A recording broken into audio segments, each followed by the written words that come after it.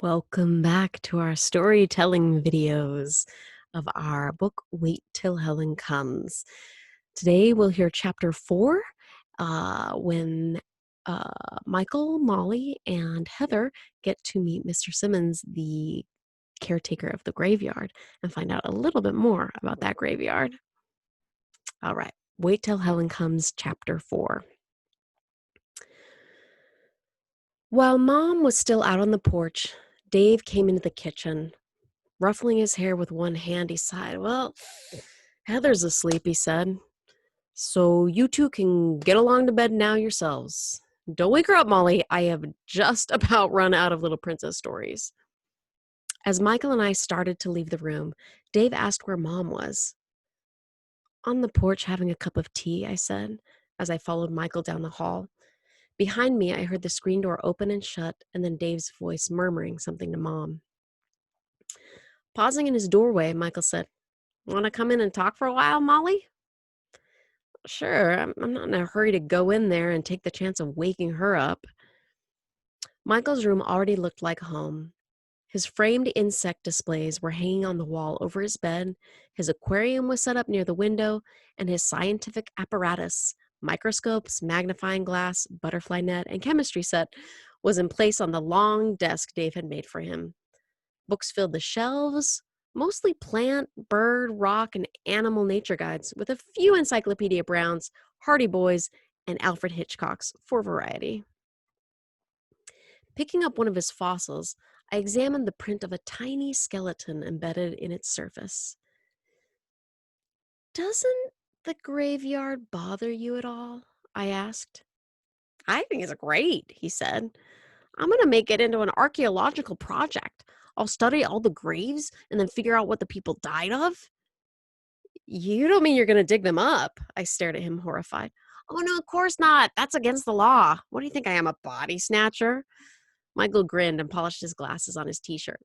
Not that it wouldn't interest me. In fact, I wish I could. They dig up Indian burial grounds and primitive Iron Age people, and they learn a lot from the things buried with them. That is awful. I thought of all the movies I'd seen on TV involving the opening of pyramids and the curse of the mummies. I'd be scared to disturb somebody's bones. I shuddered thinking about how horrible it would be to discover a skeleton. You really are scared of the graveyard, aren't you? Michael sounded curious. There's something about it, Michael. I gazed past his curly head at the window's dark rectangle, thinking of the tombstones behind the hedge, the tall weeds silvery in the starlight. It seemed to me that they waited there in the night for something, and I folded my arms tightly across my chest and tried to convince myself that I was being silly. Do you believe in ghosts? Michael leaned toward me. All he needed was a pipe in his mouth to make him the perfect scientist. I shrugged. I don't know. As usual, his rational approach was embarrassing me. I felt silly answering his questions. Pretending to yawn, I edged towards the door.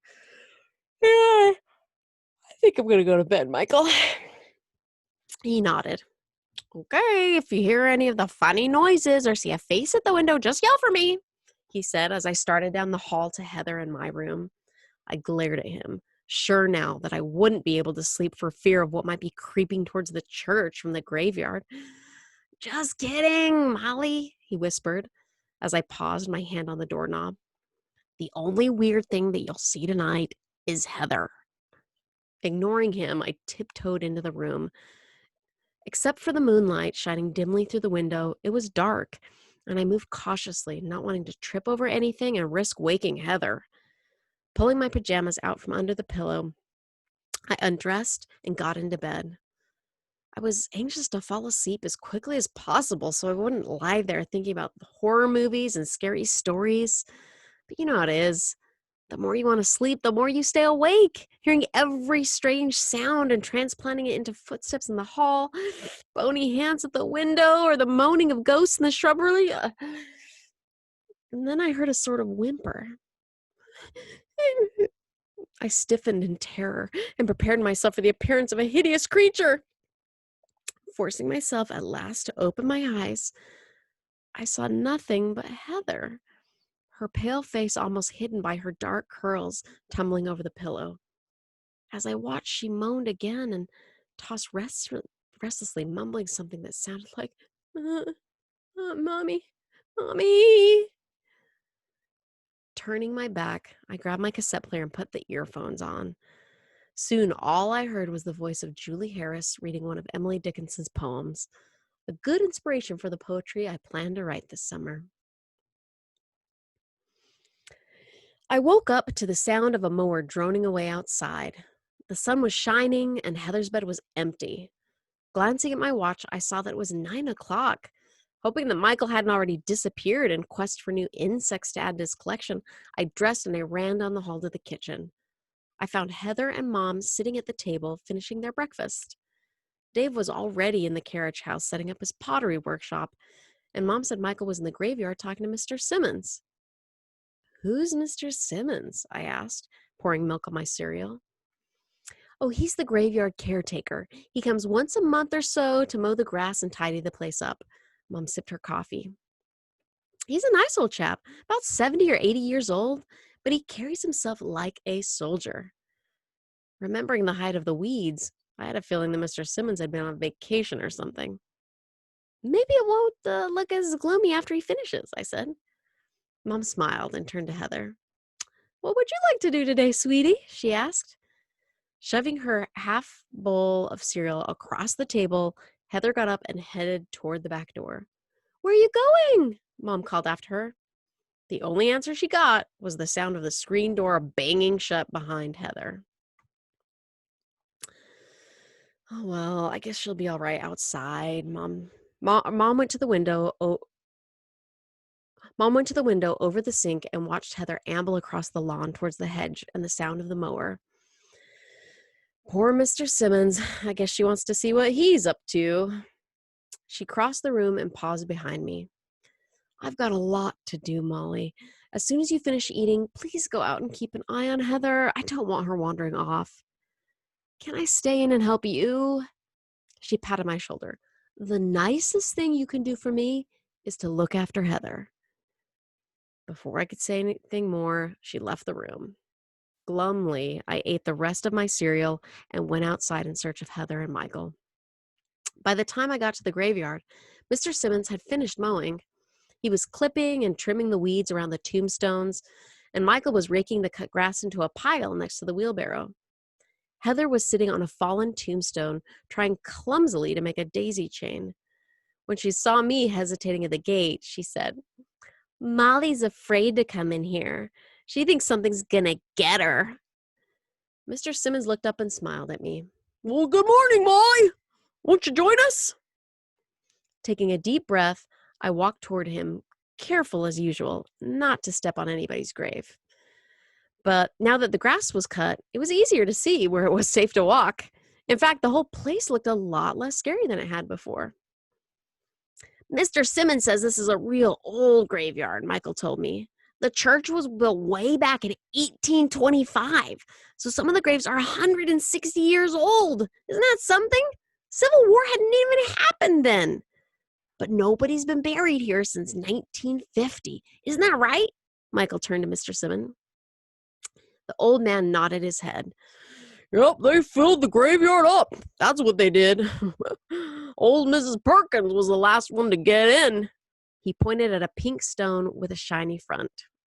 "Right there she is, my first grade teacher." He grinned and shook his head. "She's not handing out any more report cards, is she?" Michael laughed, but I felt sad just thinking about Mrs. Perkins. "Caroline," it said on the stone, "dear departed wife of John Albert Perkins, she will long be missed." "And right over here," Mr. Simmons went on, "this is where my mother and father are sleeping." He rested his hand on two stones. "I brought flowers for them, and my baby sister too." I looked at the mason jar full of wild flowers decorating the three graves. "They look very pretty," I said, wondering if he felt sad. "It must be awful when a baby dies," I added, staring at the tiny headstone marking his sister's grave. They didn't have medicine then, he said. "Measles, chicken pox, whooping cough, scarlet fever, that's what killed the children." As Michael nodded, glad that Mr. Simmons was backing up his own theories, Heather joined us. Fire, too, she said. Lots of people die in fires, didn't they? Mr. Simmons looked a little surprised. They did indeed, he said. My mother died in a fire. Heather dropped a dandelion on the baby's grave and walked away. Mr. Simmons watched her for a moment and then turned to us. I thought she was your sister, he said. No, her father married our mother. Michael nudged the dandelion away from the baby's grave with his bare toe. She's our stepsister. Her mother died in a fire? Mr. Simmons asked. When Heather was 3. They were all alone in the house, and Heather almost died too. She was unconscious when the rescue squad found her, I told him. Poor little thing, he said sympathetically. Turning away, he returned to his work, clipping carefully around each stone and whistling. The sweet smell of cut grass drying in the hot sun filled the air, mingling with the aroma of Mr. Simmons' pipe. A mockingbird perched on a tombstone and sang. Butterflies flashed about, and for a while I forgot about my fears, and I helped Michael scoop the grass cuttings into the wheelbarrow. You haven't mowed under this tree, I heard Heather say suddenly. She was frowning at Mr. Simmons' back as he knelt at the base of Barry's marble angel. He squinted at her. Not enough grass under that old tree to bother with, he said pleasantly. There's weeds, though. I just tend to the tombstones. Mr. Simmons returned his attention to the grass, but Heather didn't take the hint. But there's a grave there, she said, jutting out. She said, her lip jutting out. I saw it. Mr. Simmons straightened up and stared at her. Couldn't be. Too many roots to bury somebody under there. The tombstone is lying down in the weeds, Heather insisted. Come with me, I'll show you. She started walking towards the dense shade under the oak tree, and Mr. Simmons shrugged and followed her. Michael turned to me.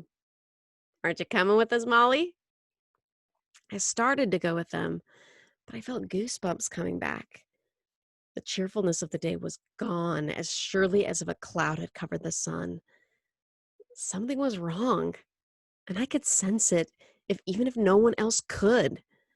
Staying where I was next to the relative safety of Mrs. Perkins' shiny new tombstone, I watched the 3 of them step into the oak tree's shadow. Heather pointed at something in the grass. Mr. Simmons bent down to get a better look. Oh, looks like you're right, I heard him saying to Heather. Come here, Molly, Michael called. This is really interesting. As Heather smiled at me over her shoulder, daring me as if she had before, I forced myself to join them.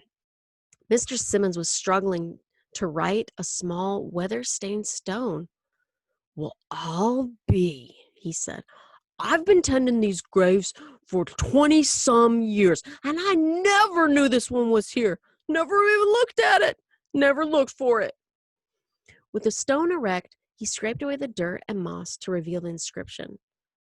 H-E-H, he read out loud, tracing the letters with his fingers.